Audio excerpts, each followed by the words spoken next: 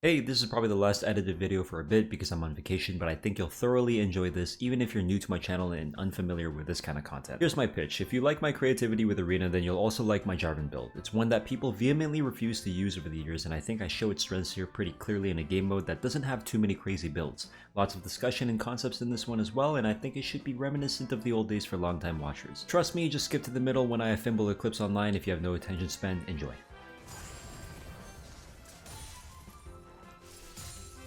I don't know if I needed to stop there. This is some slow gameplay, but I'm familiar.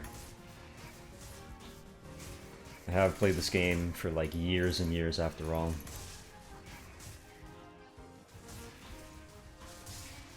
Nice, that's good. I just warded that. So they'll know I'm on the top side here. Oh, I think I missed my Q on the wolf. Will I get invaded? I could definitely get invaded. I'm not gonna go for the wolves trick. My first clear in a long time. Maybe a couple of weeks. We'll start it slow.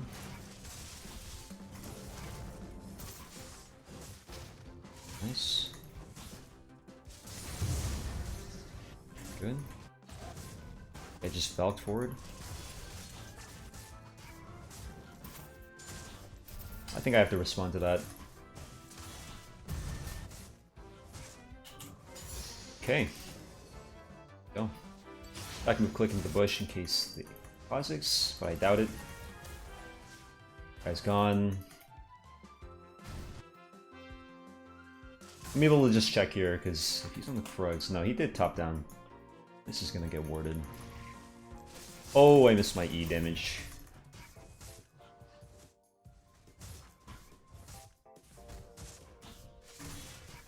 Right? What the fuck? No, I have to go here. Thing off.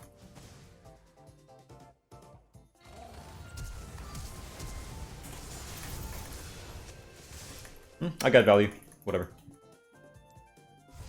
28, so he just did his full clear. Sorry, could not gank topside there. I mean, there was an opportunity to. It's just, whatever. I don't care about the sweeper. I care about tempo. Hit him! Nice. Good shot. Good shot, good shot. Okay, whenever you know where the opponent started, in this case he started topside, because we checked and we also know where he came from, having just done that mid gank. You can just clear, or sorry, you can just track them with almost guaranteed like certainty, right? Like you know the Kha'Zix's gonna be here. Kha'Zix will be topside. And so it's on the second clear when you track that your movements matter. So you do one quadrant here, and I could just go to his wolves, try to preempt them if I feel like he's slow, or like if he went to his Krugs and then gank top afterwards, like if he showed up, because he should be on his Raptors. Oh, okay, so like in this case, like he shows up there, right? So I'm gonna path back to his wolves. Because if he's smart, he'll go to my top side. But if he's not, there's a chance I can just sneak some camps away from him. Or just gank this, actually. Yeah, I should just gank this. Nice. Good. And then I'll push. And then now I should definitely be defending the top side. I'm going to smite the cannon, but not in the way that you think. Help him out. Sure, your laner is nice. Not just because, you know, you want to, but also it is not actually good for me to take the cannon there. I took a little bit of EXP. I got a kill earlier. He got a kill just now, sure. But in order for him to have a decent lane, he needs to actually have resources.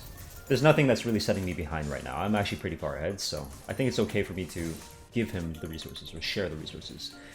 Now, obviously, that's that's not perfect logic, as in like you don't want to do that every single time. Sometimes if I'm 1-0 on Jarvan, I'll think, okay, I'll take the 2-0. Actually, I wanna get ahead here. I wanna push myself ahead personally because I feel like it'd be worth it. Go, Illaoi flash. Just wait.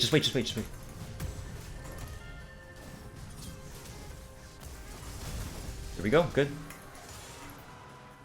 Kha'Zix 32, so 28, 32, he ganked here, he went 36, 40, 44, 42, 46.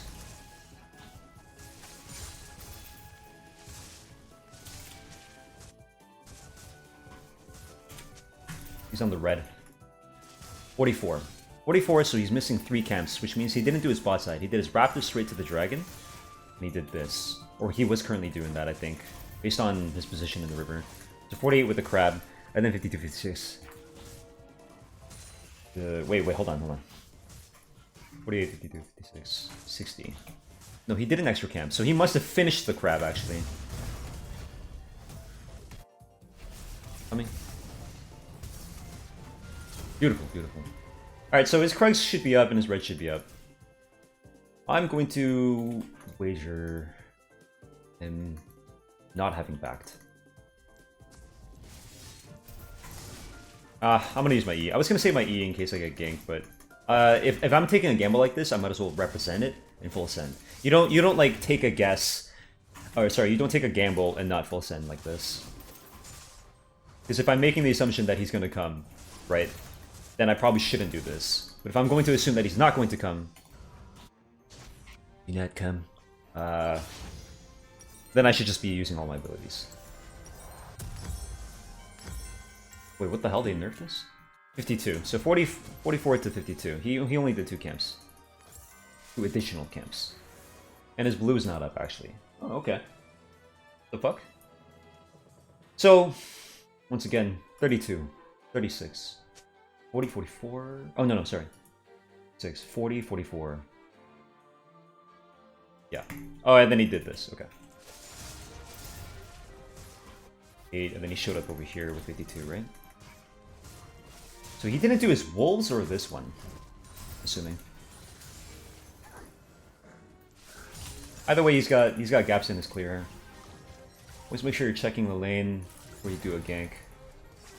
Kha'Zix should be moving down towards this, and I assume with the Corki missing, he probably warded my shit. I didn't get my sweeper yet either. I could be walking on wards here. I'm down to chance it though. No, otherwise I recall and go topside. My sweeper. Yeah, this is warded. So I lost a lot of time there. I could have been doing my clear. But I was chancing a counter gank here. Okay, so he did all the things. I don't mind this. I genuinely don't mind. There's nothing for them to gain down there. And the only thing I could have gained was a counter gank. Just the wave was pushing. Yeah, but them retreating like that made it seem like they knew. I can just play towards my strong side. My mid's winning now. My top lane's a beast. Oh, there it is. I don't need to help him. Yeah, he's got it. Good. Ganking here? Okay. Rookie flash? Okay. Huh? No, he did not flash. No, he did not fucking flash, bro.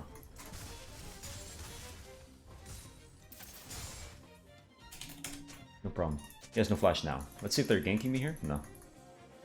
Took my shit, but I can maybe go.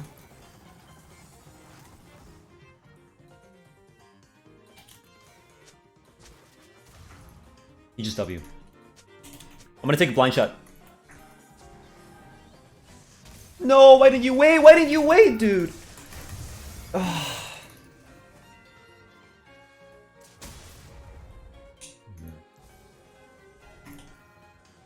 Fuck.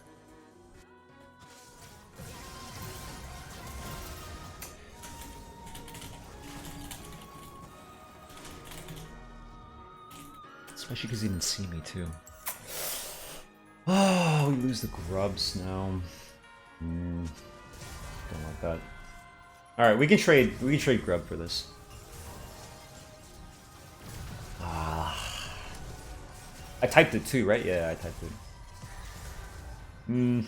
It's okay. These sorts of things happen. Just a comms error. Let's just recover him. He will probably back or gank. It's one of the two. The Illaoi will give it away. We have to go for this. We have no choice.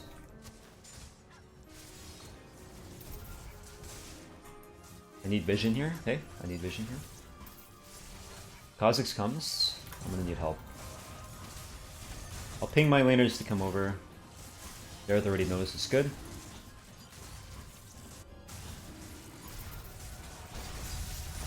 Okay. We can... Oh, no. The Jhin backed. I was gonna catch in the tri bush. The Jhin had backed. 3-man up here. Jesus, almost got that.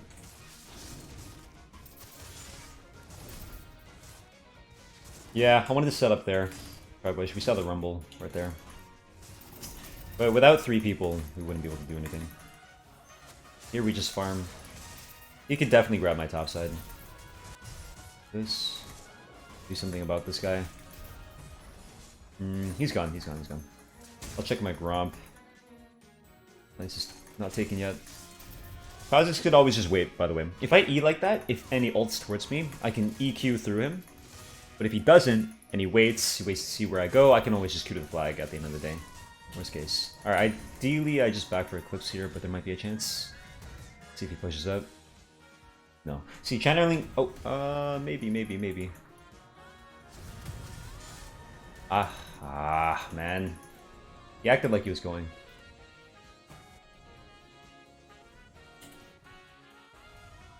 Okay, there's no ward, but I really don't think I should be on the field without my item. 1 item for 1 item against the Kha'Zix. And you know what? I'm gonna give up the Rift Herald. I think I should just do something about this. Flashed. Care, bro, care.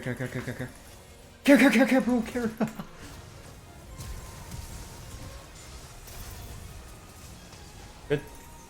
Okay.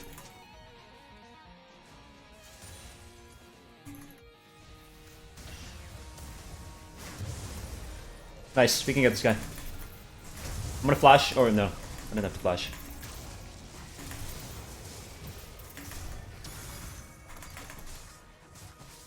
Okay. Close. Wow, that's perfect, actually. I just got super accelerated. Well played. If not for the Centaur, I would have had to flash away.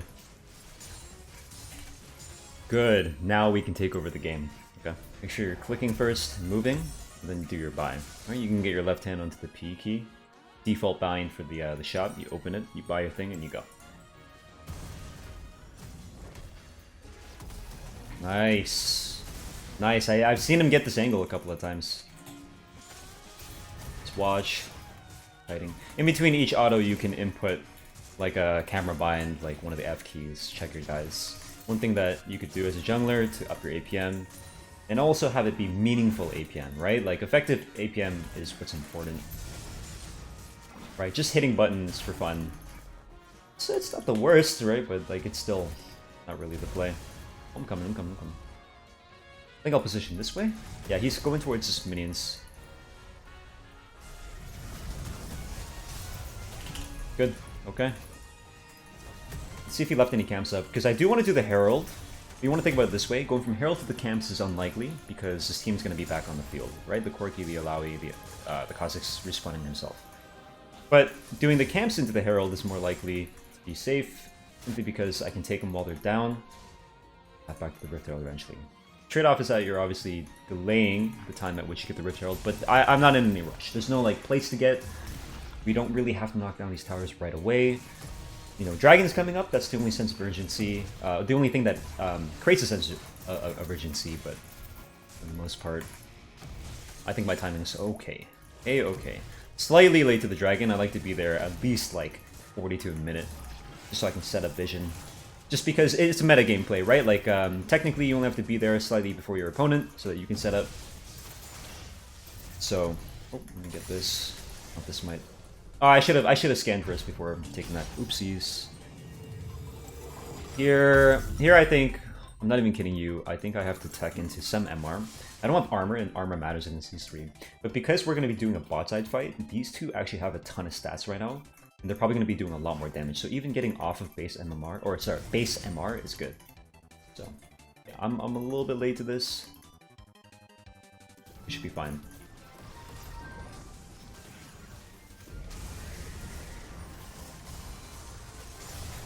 Okay, I'll just go in for us. This one.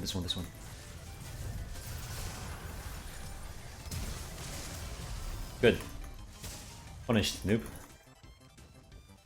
Okay, we can buffer the EQ. I'll let him know. Go bot, go bot, go bot. We're losing a lot of farm. The thing is, in League of Legends, every like 30 seconds or so, the enemy team gives you like 200 gold in the form of minions. So if you don't capture those minions, unless there's a good reason for not doing so, you know, you're wasting a lot of money. So in the case of Jhin, right? What's the trade-off? He DPSs his dragon for me, which means that we get the dragon faster. Does that really matter? Not so much, because no one's going to come to, you know, contest. You could argue that, oh, you're accelerating dragons, or the pace at which dragons spawn. Maybe if that were the third dragon, I would like that, because then we could get the fourth dragon a little bit earlier, maybe 20 seconds earlier, something like that. But the trade-off is very clear for the Jhin side, which is he loses some minions. Now, he might have gotten them regardless, but, you know, it's a general principle of, like, try to spread out your units. Right? Think of your team as one, like it's a team, just one team, right? So think of like the people on the team. If you're like the commander, where would you want to place those units, right? Treat it like an RTS game or something. So it's like I don't want to put three units on the dragon if I don't have to, right? We don't have to. There's no real reason. Like we just got 2 picks, they're not going to contest us no matter what. And if they were to, we could easily just come back with Jin's range, with Senna, Jin's W, no ulti, or even Senna being close by, hovering nearby, at most, to account for it. Like, you don't have to actually be there. That's why something like leashing is not that big of a deal. You don't have to leash nowadays. The jungle clear is very, very easy. Here, because he's the most extended, there's no one showing here, right? Someone showing mid, but it's not that far up. Their only play, the enemy team, through their eyes, they're going to think, oh, topside. We need to deal with topside. I can maybe come over, fuck with him.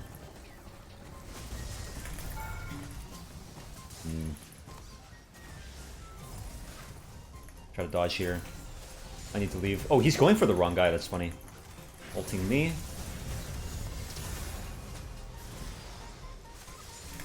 I'll start the fight, but I don't really want to full engage. You can see the huge shield. I'm gonna try to deny isolation. I need to get over here.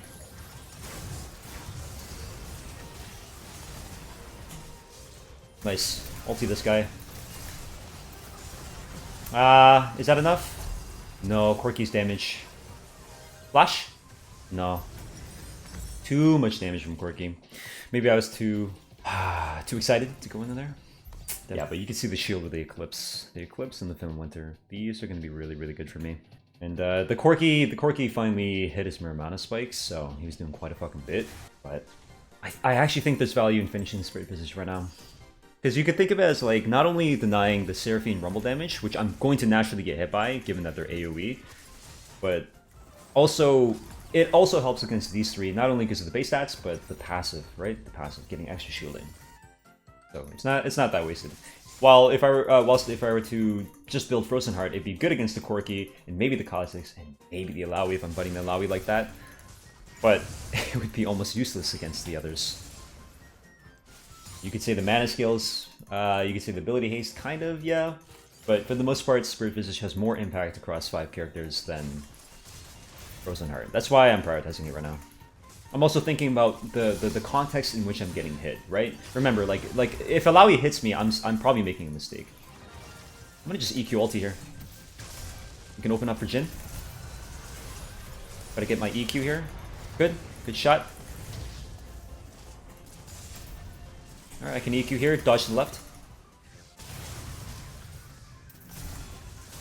I got the Q there. I shouldn't have Q'd. I should have trusted my guy. Yuki in 1. Good movement. Okay, let's threaten this. JK. Drop my flag here. Normally I drop my flag to the left to ward, but I'm gonna give the attack speed. Fun fact, it gives Jhin 80. He's at 305 right now. 290. So I give him a good 1580. Now we can go for armor. Now I want to try to position early. Oh, he's got serpents. That's smart. Yeah, I wanna try to position here early. I'm gonna EQ into the bush maybe. Nope. It's not good. He's gonna jump. No? Okay. I mean, this guy playing right here is dumb. Get my face rush and move away. We bait ultis. Q back. I can bait. Keep on baiting. See what's happening. Nice, just push. Get this guy, or get on this guy. Go back. That should be fine. That's a lot of damage, but I should still be fine. I'm gonna heal up by hitting this.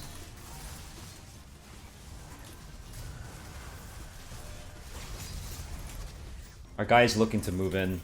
I need to pan my camera to watch both. No, no, I needed that. I'm gonna go in. He's fighting. He's gonna take their attention. I'm gonna go for the shit, I have to go for my backline. Nope, we're good, we're good, we're good. I would like to do the dragon, but this is actually probably more appropriate.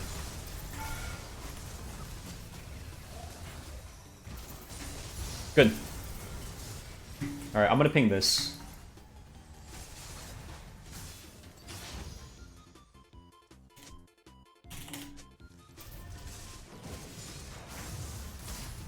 Yeah, good, good. See? You see, this is good. I want my units to be doing better things. We don't care about this dragon being taken too fast. Relative to a whole 600 gold or something. I don't play SoloQ. I don't know what the numbers are. Got this. I could actually feed the Jin this way. Oh, he's fighting. There might be a TP I could camp in case. No, he's not TPing. We'll now go for my Frozen Heart. Frozen Heart's super, super nice against the auto attacker. My goodness, dude. It's good for all the stats, right? It has a little bit of synergy with Winter. That's not why we're building it. I mean, yes, it does have mana. I wouldn't treat it as like, oh, the mana is crazy for my Thimble. It's more like, at the very least, it's not a wasted stat. Chase, chase, chase.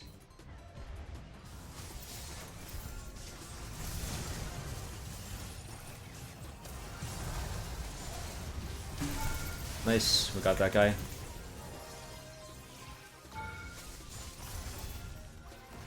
Good. I can tank. Okay. These shields are too good then. They're actually effective too, that's the thing. There's a difference between getting like a 500 HP shield and then having it block nothing. You essentially got a 0 HP shield.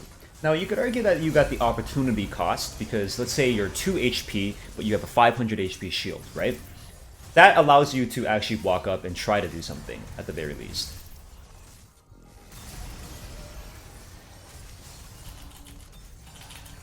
Yeah, okay.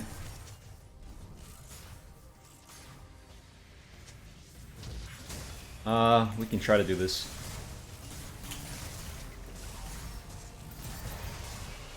I'm trying to ask him to position here.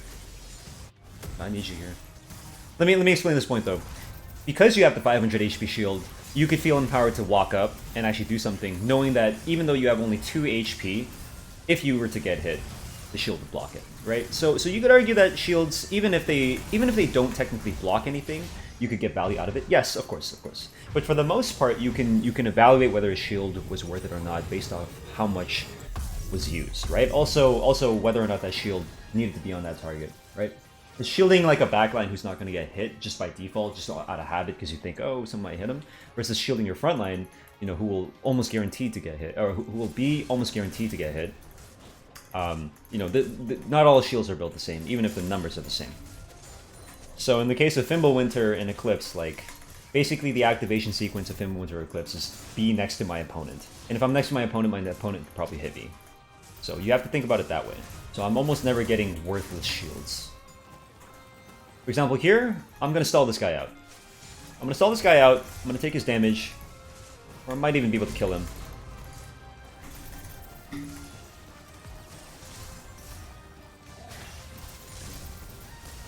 Good, okay. And every single shield right there was used, right? Within the 2 seconds or 3 seconds or so. So this is 3, this is 2 seconds. Within those 2 or 3 seconds, Corki clearly had enough damage to actually crack the shield, and therefore they were maximally efficient, right? Like, they were not wasted whatsoever. Now, if you shield something like a poke ability, something that's really low cooldown, that they threw at you and you didn't have to hit, or it didn't have to tank, you could argue that's a waste, right? Even though it technically shielded everything, you know? It might have been a waste because, yo, you didn't need to get hit by that ability, right? Like why are you getting hit by that?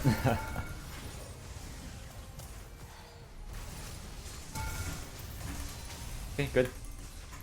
In this case, tower blocking, yeah. I mean, it doesn't really matter.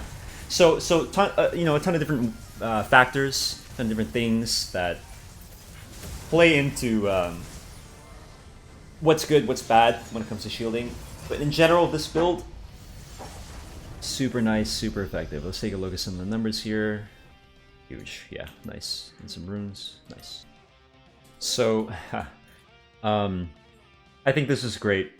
Oh, what is this? Love when my tank outdamages everyone in the game. True, the Ksante. Very, very nice. Well, this is not bad numbers. I did my job. I barely died, so I always had like momentum on the map. I was always doing something or trying to do something. I got the objectives when I wanted, or when I had to. Like the Void Grubs, securing it. That one death was unfortunate, but ultimately I think the game was fine.